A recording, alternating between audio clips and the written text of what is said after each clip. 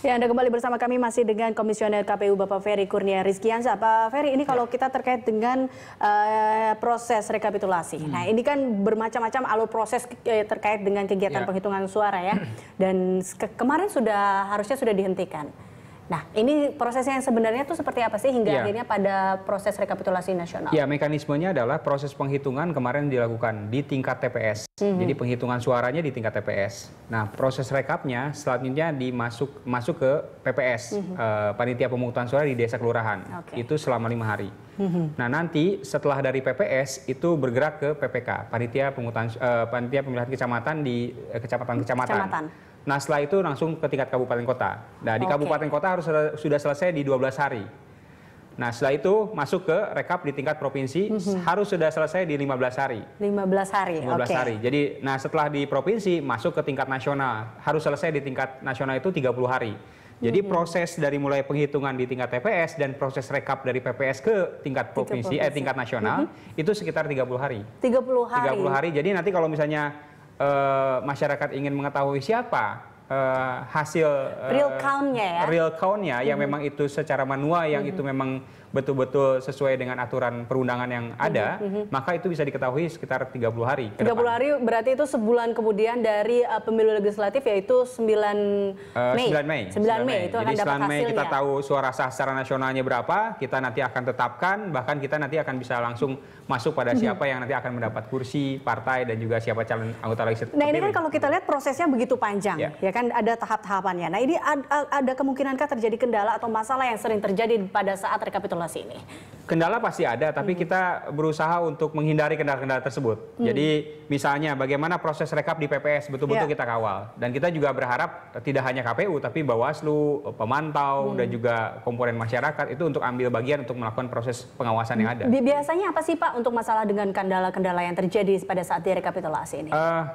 Apa mungkin pengiriman data yang surat suara yang telat jumlahnya atau seperti sebenarnya tidak ada kendala yang signifikan ya, yang memang berarti gitu. Yang krusial itu sebenarnya di TPS, penghitungan suara di TPS. Nah, setelah masuk rekap ke tingkat PPS, bahkan sampai nanti itu kan hanya rekap saja. Bagaimana menyumlahkan TPS-TPS yang ada, itu saja. Nah, itu yang konteks kendalanya adalah misalnya soal bagaimana kalau ada miss atau angka yang berbeda. Antara satu TPS dengan TPS lain atau di berita acara yang berbeda, itu saja hal yang memang perlu menjadi perhatian. Nah, kalau misalnya terjadi perbedaan antara jumlah ataupun berita acara, ini langkah yang harus diselesaikan pada waktu itu juga. Harus diselesaikan. Jadi kalau misalnya kemarin terjadi salah penghitungan, itu harus selesai di tingkat TPS. Bahkan kalau misalnya nanti di tingkat PPS ada problem seperti itu, harus selesai di tingkat PPS. Jangan ditunggu-tunggu lagi. Jangan ditunggu-tunggu lagi. Jangan nanti nunggunya di MK, jangan seperti itu. Harus selesai lah. Nanti tunggu di MK lebih dari 1 bulan bisa-bisa ya. Jadi mudah-mudahan tidak ada nanti gugatan ke Mahkamah Konstitusi. Jadi harus selesai di sana kan, kayak gitu. Oke, nah ini terkait surat suara sekarang Pak Ferry. Ini kan kalau dilihat langkah-langkah yang akan dilakukan untuk sejauh ini mengantisipasi untuk terjadinya kecurangan pada saat proses pemungutan, itu yang mungkin ditanya pada saat sebelum pemilu. Nah, ini kali ini sebenarnya seperti apa sih? Ya, kita ada 2 proses. Pertama proses sebelum pemilu dan yang kedua proses setelah pemilu. Kalau proses sebelum pemilu itu kita harus dimusnahkan langsung surat suaranya. Nah, yang setelah pemilu, misalnya di satu TPS ada 500 pemilih. Nah, yang menggunakan hak pilih 400. 100 itu tidak digunakan misalnya. Maka surat suara yang tidak terpakai itu harus disilang.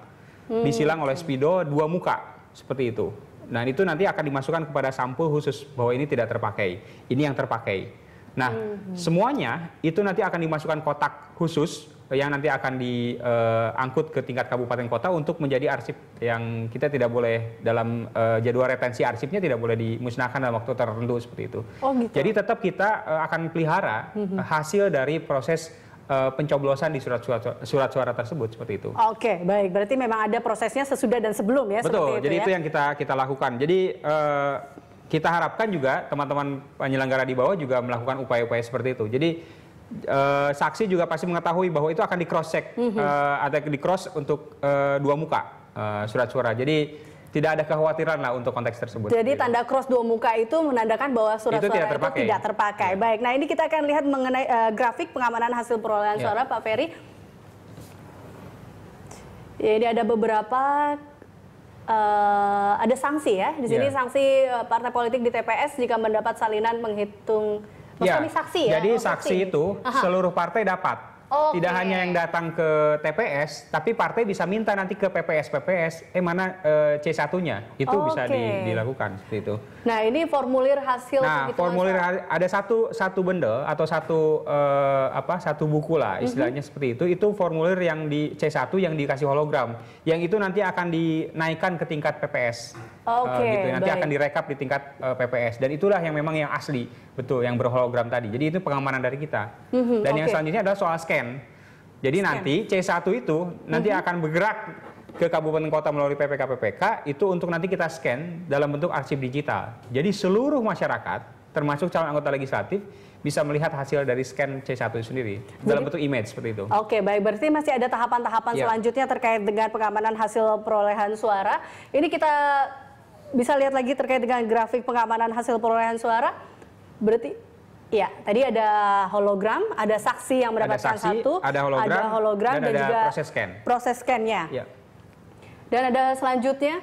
Nah, ini setiap kolom angka yang kosong, ini yang tadi ya diberi tanda silang untuk dua muka tadi ya. Ya, kalau misalnya ada kotak-kotak nanti yang ini ya dikasih silang. Jadi jangan sampai misalnya 7 menjadi 70 atau menjadi 700 seperti itu kan. Itu kan manipulasi seperti manipulasi itu. Jadi jauh banget lagi angkanya. Langsung di-cross seperti itu. Betul. Oke. Nah, ini tadi ada selanjutnya ada juga untuk disegel atau disilang seperti itu pasti, ya.